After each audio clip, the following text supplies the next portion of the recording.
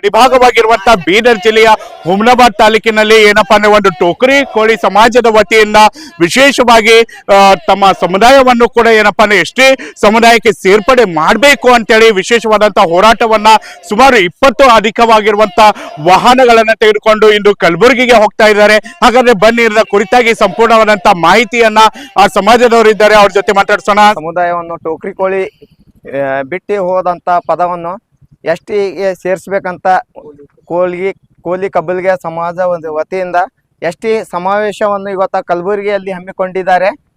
ಹೀಗಾಗಿ ನಮ್ಮ ಬೀದರ್ ಜಿಲ್ಲಾ ಹುಮ್ನಾಬಾದ್ ತಾಲೂಕದಿಂದ ಸುಮಾರು ಒಂದು 20 ವಾಹನಗಳನ್ನು ನಮ್ಮ ತಾಲೂಕದಿಂದ ಹುಮ್ನಾಬಾದ್ ತಾಲೂಕಾ ಕೋಲಿ ಸಮಾಜ ವತಿಯಿಂದ ಹಮ್ಮಿಕೊಂಡು ನಾವು ಕಲಬುರಗಿಗೆ ಪ್ರಯಾಣ ಮಾಡುತ್ತಿದ್ದೇವೆ.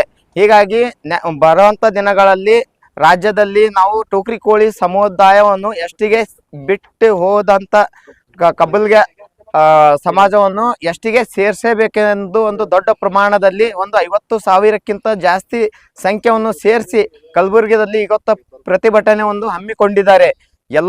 ಎಲ್ಲ ಸಮಾಜದ ಮುಖಂಡರ ನೇತೃತ್ವದಲ್ಲಿ ರಾಜ್ಯಕ್ಕೆ ಒಂದು ಬಿಸಿ ತಟ್ಟಬೇಕಂತ ಒಂದು ಪ್ರತಿಭಟನೆ ಮಾಡುತ್ತಿದ್ದೇವೆ. ಇಂದು ಕಲಬುರಗಿ ನಗರದಲ್ಲಿ ಸ್ವಾಭಿಮಾನಿ ಕೋಲಿ ಕಬ್ಬಲಿಗೆ ಹೋರಾಟದ ಭಾಗವಾಗಿ ಹುಮ್ನಾಬಾದ್ ತಾಲೂಕಿನಿಂದ ಸುಮಾರು 20 ಗಾಡಿಗಳ ಮುಖಾಂತರ ಟೋಕರಿ ಕೋಲಿ ಸಮಾಜದ ಮುಖಂಡರೆಲ್ಲರೂ ಕೂಡಿ ಇಂದು ನಾವು ಕಲಬುರಗಿಗೆ ಪ್ರಯಾಣ ಬೆಳೆಸ್ತಾ ಇದ್ದೇವೆ.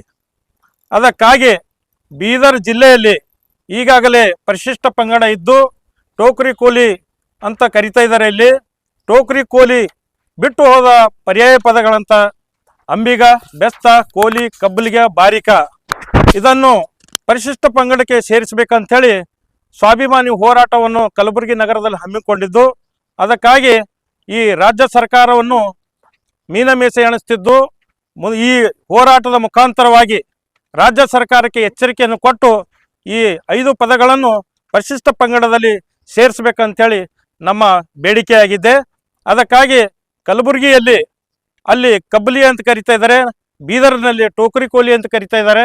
ಅದಕ್ಕಾಗಿ ಅವರು ನಮ್ಮ ಅಣ್ಣ ತಮ್ಮದರೆ, ಅವರು ನಮ್ಮ ಬಂಧು ಬಳಗನೆ, ಅವರಿಗೂ ಕೂಡ ಪರಿಶಿಷ್ಟ ಪಂಗಡವನ್ನು ಸರ್ಟಿಫಿಕೇಟ್ ಕೊಡಬೇಕಾಗಿ ರಾಜ್ಯ ಸರ್ಕಾರವನ್ನು ಒತ್ತಾಯ ಮಾಡೋಕ್ಕಾಗಿ ಹುಮ್ನಾಬಾದ್ ಸ್ವಾಭಿಮಾನ ಕೋಲಿ ಸಮಾಜದ ಮುಖಂಡರೆಲ್ಲರೂ ಕೂಡಿ ನಾವು ಕಲಬುರಗಿಯನ್ನು ಪ್ರಯಾಣ ಬೆಳೆಸ್ತಾ ಇದ್ದೀವಿ. ಕಲಬುರಗಿ ನಗರದ ಜಗತ್ ಸರ್ಕಲ್ನಿಂದ ಜಿಲ್ಲಾಧಿಕಾರಿ ಕಚೇರಿಯವರೆಗೂ ಹೋರಾಟ ಇರುತ್ತೆ. ಅಲ್ಲಿಂದ ಮತ್ತು ಸ್ವಾಭಿಮಾನಿ ಹೋರಾಟದ ಕುರಿತು ಅಲ್ಲಿಂದ ಮುಖಂಡರೆಲ್ಲರೂ ಕೂಡಿ ಮಾತಾಡೋರು ಇದ್ದಾರೆ. ಈ ಹೋರಾಟ ಇಲ್ಲಿಗೆ ಮುಕ್ತಾಯ ಆಗುತ್ತೇನಾ ಅಥವಾ ಏನಾದ್ರು ಮುಂದುವರಿಸ್ತೀರಾ? ನಿಮ್ಮ ನಮ್ಮ ಬೇಡಿಕೆ ಕರ್ನಾಟಕ ರಾಜ್ಯ ಸರ್ಕಾರ ಈಡೇರಿಸದಿದ್ದರೆ ಈ ಹೋರಾಟವನ್ನು ಇನ್ನ ತೀವ್ರಗತಿಯಿಂದ ಹೋರಾಟ ಮುಂದುವರಿಯುತ್ತೆ ಮತ್ತು ಧರಣಿನೂ ಕೂಡಂತ ವ್ಯವಸ್ಥೆಯನ್ನು ನಮ್ಮ ನಾಯಕರು ಹಮ್ಮಿಕೊಂಡಿದ್ದಾರೆ.